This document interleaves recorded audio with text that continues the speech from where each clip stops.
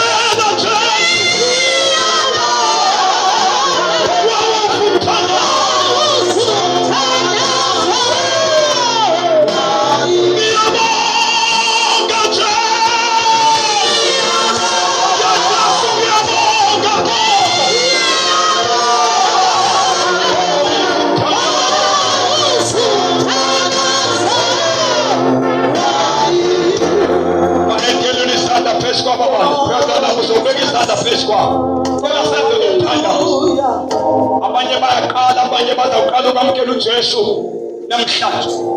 Ngicela sithandaze lo mthandazo sonke apha ngaphambili. Othi Nkosi uYesu, ngiyakwamkela ngene enhlizweni yami.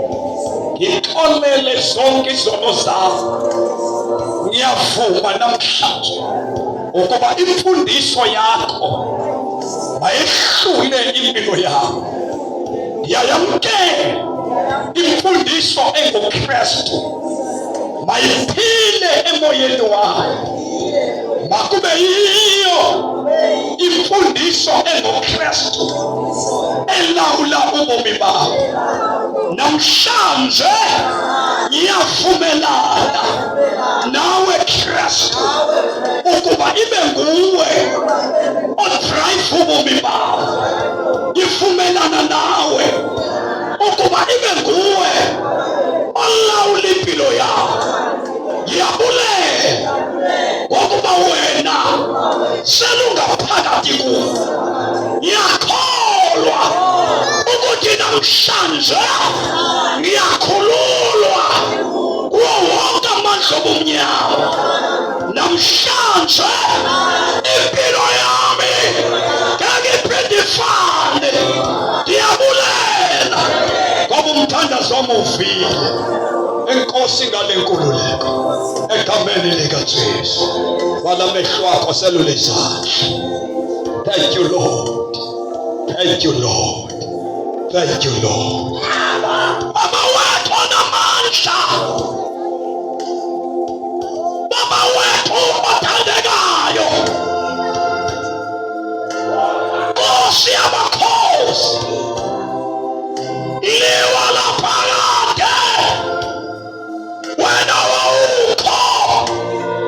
Izinto zingekabikho. Wamisa uKristu obengumkhululi wabantu. Noma litshonelanga sifi lakho, sifi imfundiso yakho egameni likaJesu.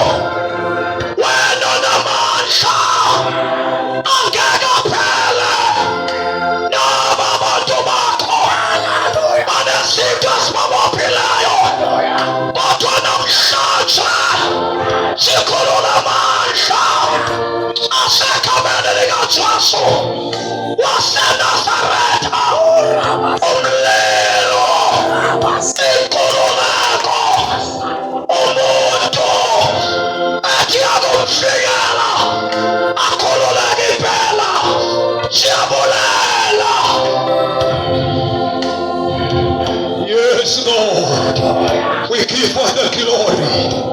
We magnify your name. Thank you, Jesus. Rudishana zako peso ulenda okuyo ufulumlo mutanda. Yes.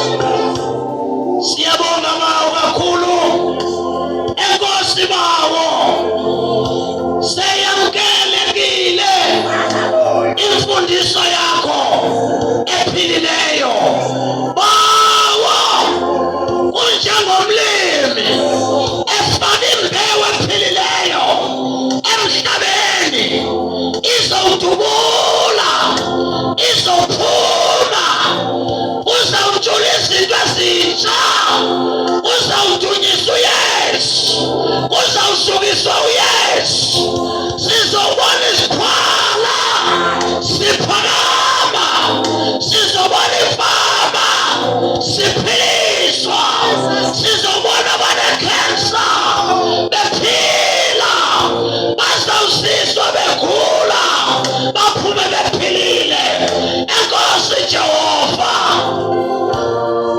Bawo inwelo namandla sibongile Thixo wethu ngale mfundiso ebusuku nje. Bawo namandla onke ukuthi kudediswe imfundiso endala. Bawo namandla onke sibulela imfundiso. Bawo namandla onke yakha impilo yomuntu. Thixo wethu oyinwele enkosi bawo ngelizwi lakho. Bawo ngoba lakha impilo yethu. Bawo namandla lemfundiso Nkosi. Thixo wethu siyayamkela ebusuku nje. Bawo namandla onke ngoba siyaphila iyo. Iyawuhlaziya umoya wethu. Thixo wethu oyinwele nasebusuku nje Nkosi. Sibulela ukuthetha kwakho. In Jesus' name.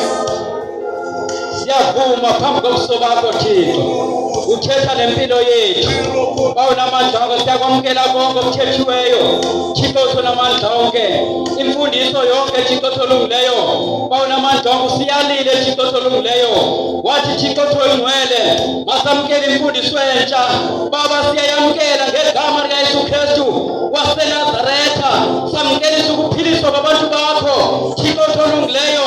Samkelisa insikelelo Thixo ongcwele oyithululayo ebantwini bakho ngegama likaYesu Kristu waseNazaretha. In Jesus. What manner of teaching is this? Bawo oyingcwele babuza abantu ukuba ngaba intoni nalemfundiso entsha. Thixo wethu oyingcwele bawo omhle kangaka imfundiso ekhulula umuntu esonweni, imfundiso evusa abantu abafileyo, imfundiso ekhulula izishosha zihambe ngenyawo, imfundiso bawo namandla ekwaziyo Thixo wethu oyingcwele ukukhotha imimoya emdaka, ukukhotha amadimoni. Thixo wethu oyingcwele siyabulela kakhulu Nkosi ngale mfundiso entsha bawo namandla. Thixo wethu oyingcwele yakhe yadingwa le mfundiso